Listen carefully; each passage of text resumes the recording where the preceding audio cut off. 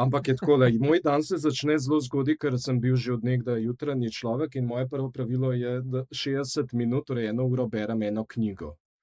Ker sem takrat najbolj A, zbujen, ne zakinkam ali karkoli in dejansko jo 1 uro čisto lepo berem.